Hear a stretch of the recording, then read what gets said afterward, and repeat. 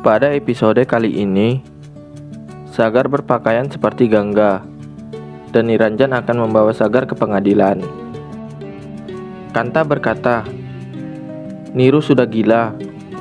Ya Tuhan, tolong jagalah cucuku.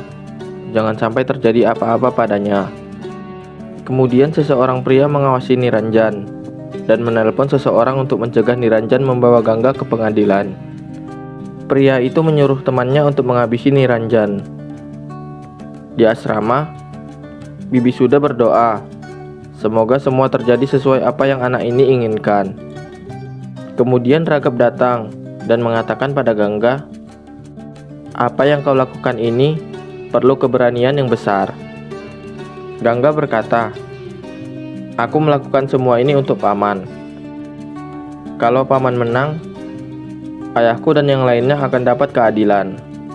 Kemudian nenek memberi Gangga persembahan dan mendoakannya agar Tuhan melindunginya. Bibi Suda bertanya pada Raghav, "Apakah kau membawa sesuatu yang aku minta?" Raghav lalu menyerahkan karung kepada Suda.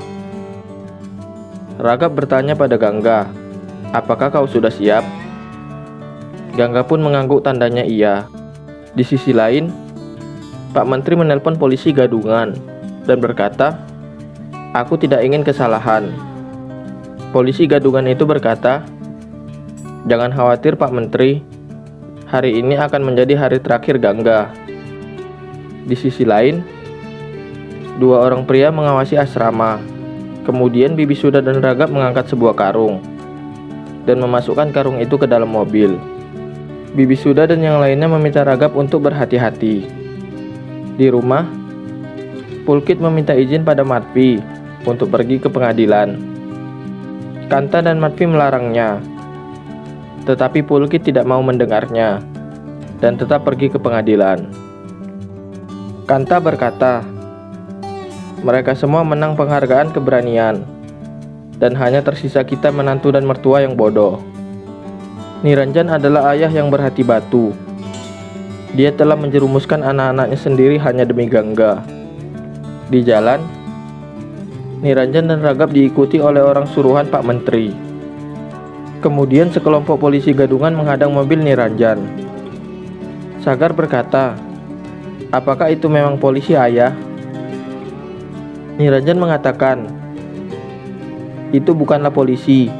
Lihatlah sepatu mereka. Mereka adalah penjahat yang berseragam polisi."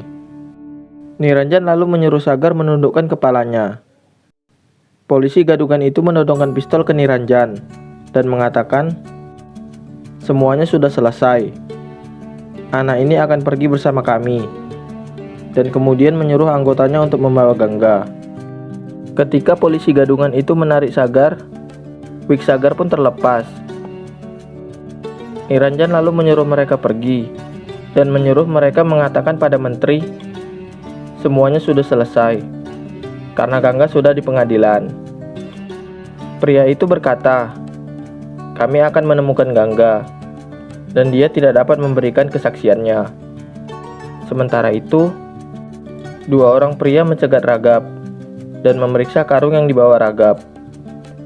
Pria itu mengira bahwa karung itu berisi Gangga dan kemudian menusuk karung itu berulang kali.